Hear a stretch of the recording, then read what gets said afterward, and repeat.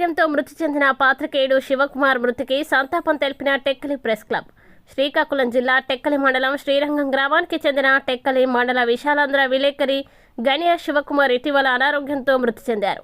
ఈయన మృతికి శనివారం ఉదయం 10 గంటలకి టెక్కలి బన్నువాడ రోడ్డులో ఉన్న విశ్వజ్యోతి డిగ్రీ కాలేజీ సెమినార్ హాల్లో సంతాప కార్యక్రమం టెక్కలి ప్రెస్ క్లబ్ అధ్యక్షులు కూన సుదర్శన్ రావు నిర్వహించారు. ఈ కార్యక్రమానికి టెక్కలి జర్నలిస్టులు హాజరయ్యారు. ఈ సందర్భంగా సీనియర్ జర్నలిస్టు కీర్తి కుమార్ మాట్లాడుతూ కత్తి మీద సాము లాంటి పాత్రికేయ వృత్తిని నమ్ముకున్న గనియా శ్రీనివాస్ గత దశాబ్ద కాలంగా విశాలాంధ్ర పత్రిక రిపోర్టర్గా తన సేవలు అందించి ప్రజల మన్నల్ని పొందారని కొనియాడారు. మృతుని కుటుంబానికి పరామర్శించడానికి వెళ్లిన తనకి గనియా శివకుమార్ కుటుంబ సభ్యులను చూడగానే గుండె తరుక్కుపోయిందని అన్నారు. పాత్రికేయ వృత్తిలో ఉండే అనునిత్యం ప్రజా సమస్యల్ని పేపర్లో వార్తల్ని ప్రచురించి ప్రభుత్వం దృష్టికి తీసుకువెళ్లి ఆ సమస్యల్ని పరిష్కరించే దిశలో ఆరోగ్యాన్ని లెక్క చేయకుండా ప్రాణాలు పోగొట్టుకున్నామని, శివకుమార్ తన ఆరోగ్యం కోసం ఆలోచించలేదు కనుకే మన నుండి దూరమయ్యారని, జర్నలిస్టులందరూ తమ వృత్తి ధర్మాన్ని కాపాడుకుంటూ ఆరోగ్యాన్ని కూడా కాపాడుకోవాలని, లేదంటే కుటుంబం రోడ్డున పడుతుందని సీనియర్ జర్నలిస్ట్ కోట రామురెడ్డి అన్నారు. విలువలతో కూడిన పాత్రికేయ వృత్తిలో తనదైన శైలిలో వార్తలు సేకరించి ప్రతి ఒక్కరి మన్నల్ని పొందిన విలేకరిగా గుర్తింపు పొందిన రిపోర్టర్ శివకుమార్ అని ప్రెస్ క్లబ్ ఉపాధ్యక్షులు సుంకు గోపీనాథ్ కొనియాడారు. ఆయన పవిత్ర ఆత్మకి శాంతి కలగాలని ఆకాంక్షించారు. ముందుగా సంతాప సభలో టెక్కలి ప్రెస్ క్లబ్ సభ్యులు స్వర్గీయ శివకుమార్ చిత్రపటానికి పూలమాలలు వేసి ఘనంగా నివాళులర్పించారు. ఈ కార్యక్రమంలో సీనియర్ జర్నలిస్ట్ గనియా శ్రీనివాసరావు, టంకాల గణేష్, పద్మాలోచన, రమణ, అభిరామ్, విక్రమ్, ఉదయ్, ఈశ్వర్, రఘు, సోమేష్, రామారావు, ప్రవీణ్, రాము తదితరులు పాల్గొన్నారు. ప్రతినిధిగా మన మధ్య కొంతకాలం పాటు మనతో పనిచేసి ఆకస్మిక మృతి చెందిన గనియా శివకుమార్ మృతి పాత్రికేయ లోకానికే తీరని లోటుగా మిగులుతుంది.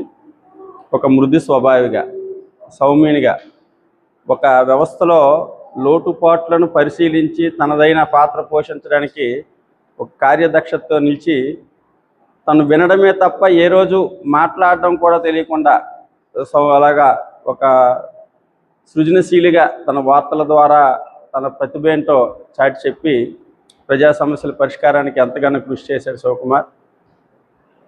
ఏ రోజు కూడా అన్నయ్య అనే పిలుపు కళ్ళతో తప్ప నోరుతో ఆయన పలకరించడం కూడా మనకు తెలియదు. అంత సౌమ్యుడైనటువంటి వ్యక్తి మనం కోల్పోయాం. కుటుంబాన్ని పరామర్శించడానికి వెళ్తే అక్కడ పరిస్థితి చూశాక మనసు ఎంతగానో కలిచివేసింది. అన్నీ ఉన్నా ఆయన లేని లోటు ఆ కుటుంబానికి ఎంత పెద్దదంటే అది వర్ణనాతీతం. అంత పెద్ద శిక్ష ఆ కుటుంబానికి పడినట్టు అనిపించింది. ఒక పాత్రికేయ మిత్రుడిని మనం కోల్పోవడం ఎంతో బాధాకరం. ఆయన ఆశయాలు, ఆయన ఆలోచనలు పాత్రికేయ మిత్రులుగా మనం కొంతమేరైనా సాధించడానికి ప్రయత్నం చేద్దాం. అదే ఆయనకు మనం ఇచ్చే ఘనమైన నివాళిగా భావిస్తూ నాకు ఈ అవకాశం ఇచ్చిన అధ్యక్షుల వారికి ధన్యవాదాలు.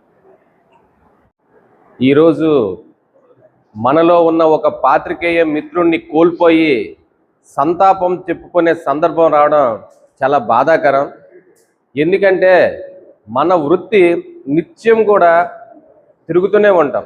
అంటే శివకుమార్ మరణం అనేది మనకు ఒక గుణపాఠం అనుకుంటారు.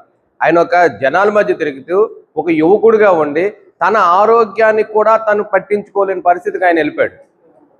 వాస్తవంగా ఈరోజు ఆయన ఒక పాత్రికేయుడిగా ఎటువంటి అంటే ప్రాబ్లమ్స్ కూడా ఎక్కడ కూడా ఆయన క్రియేట్ చేయలేదు. ఒక జర్నలిస్ట్గా అందరినీ ఆప్యాయంగా పలకరిస్తూ తన వార్తలు తను రాసుకుంటూ తను ఒక వామపక్ష భావజాలంతో ముందుకెళ్ళిన వ్యక్తి. అలాంటి వ్యక్తి ఈ సమాజానికి అవసరం కూడా. ఆ వ్యక్తి ఈరోజు మన మధ్య లేకపోవడం చాలా బాధాకరం. అంతేకాకుండా ఆ కుటుంబానికి కూడా తీరని విషాదాన్ని మిగిల్చాడు.